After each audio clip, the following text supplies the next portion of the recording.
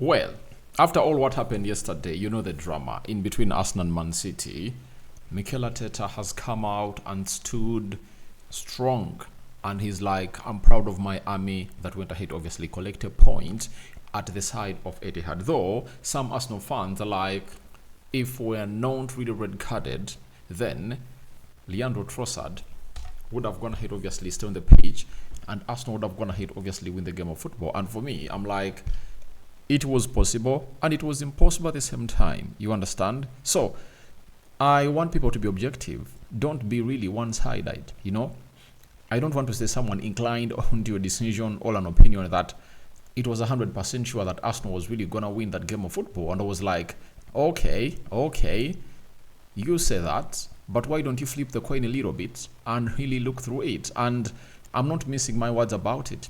You know, I believe that Arsenal are really doing the needful. I know the vents that people are going to put out, but I want to let you know that sometimes, however much you support a certain club, you should obviously be objective. If you watched my match preview, I really said it out loud that this game can go either way, but my realistic result is a 2-2 draw. That was my prediction, guys, if you remember that very well. And let me assure you that something that wouldn't be stopped, obviously, was what the result was. And that was the plan of the day. And let's move on from that. I really hate it when I see people lamenting. I was telling people that champions don't lament. You get? Arsenal going to Man City and getting a point there, for me, it's a plus. And I liked Gabriel Magalhaes and what he said. That's why I'm going to be coming back with that video after really recording the match preview of Arsenal versus Bolton into the Carabao Cup that is going to be put up early morning. I'm going to be coming in here to let you know about what Gabriel Magalhaes said. I really liked his statement. He said, "We are waiting for you at the Emirates." That's the reaction of a winner, you know? Don't even moan about it. You just have to say little words. Don't overspeak. Don't overreact. Speak out some little words that we are waiting for you at the Emirates. Period. Don't even do that, you know? Let Arsenal face them at the Emirates. And now, people will be like, all right, we've gone ahead to beat us. We've gone ahead, obviously, revenge the side of Man City. So, guys, welcome to the Rokani Media Football. How are you guys? And where are you watching us from? I go by the names of Rokani David. It's much like button, comment, and share. If you're watching us for the very first time, endeavor to subscribe to this channel so as not to miss out on stories that we do upload in here on a daily. Rokani David is my name. And we're here to obviously see to it that we bring you the latest news and information as far as everything is concerned. And let's see close to 100 likes much on this video. And remember, we are powered by Mono Gadgets, dealers in phones, laptops that are really brand new. Even if you want used phones and used laptops, call them on +256 70 99 88 66 55. Sorry, 665. So you can follow them on TikTok, search for Mono Gadgets, and the rest will be history in there. So where should we start from? Let's obviously start it from what Mikel Arteta had to say about this beautiful encounter. And I'm really compiling what Arteta really had to what Pep Guardiola had to say. Arteta said, reflecting on the Arsenal draw with Man City, he said, "I'm extremely proud of my players.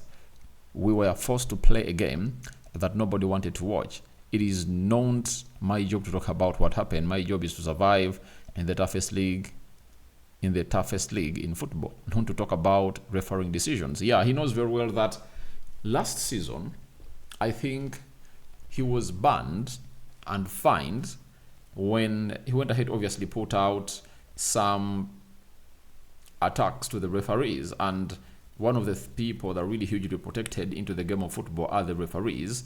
And I tell you what, they're really going to be doing the needful. So, as it stands right now, Mikel Arteta was like, all right, I'm extremely proud of my players. And look at how Arteta has gone ahead, obviously, say all this in a nutshell. He hasn't gone ahead to rant. You get?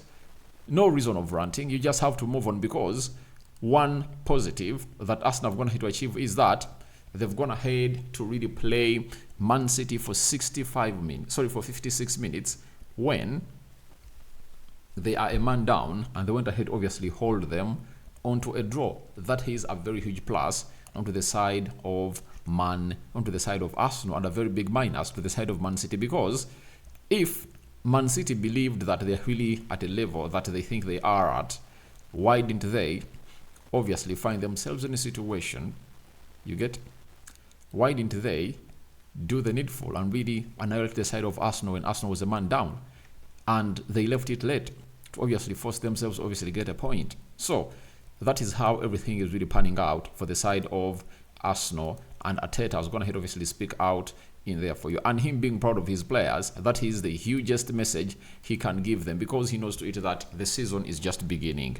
5 games in, if Arsenal is just 2 points behind Man City, that means Arsenal are really doing the need. Finally, the next 2 fixtures they are playing, it's Leicester City and Southampton. And I tell you, with all these games at the Emirates, Arsenal is going to collect maximum 6 points. And Man City is having Fulham and Newcastle. And if at all you've been following this channel today, I first brought you a video letting you know of how Man City is really going to be without Rodri for some time. You understand? So I tell you, it's really one of those moments that every Arsenal fan will come out and really get excited about, because now Man City has Kevin De Bruyne out, Nathan Ake out, Rodri out, and Oscar Bob.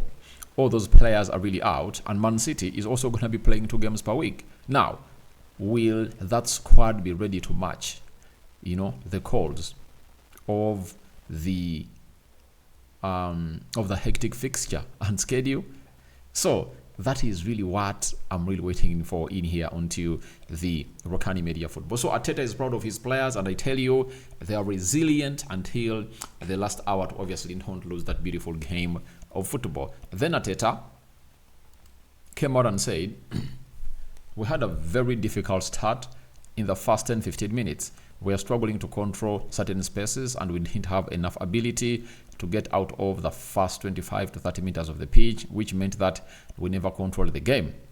That after, we started to understand that we had to do, we were much more efficient. Obviously, we are thrown into a context that made it almost impossible for 56 minutes.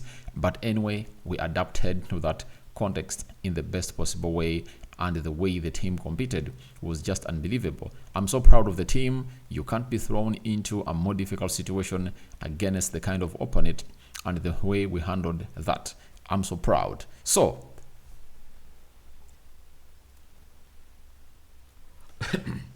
I think he has been on point. He was like, for the first 10 to 15 minutes, Arsenal was not really playing well because they couldn't maintain those spaces and really be compact into those spaces, especially into the first and second third of the pitch. And that resulted into Arsenal conceding a goal in just, I think, 9 minutes, right?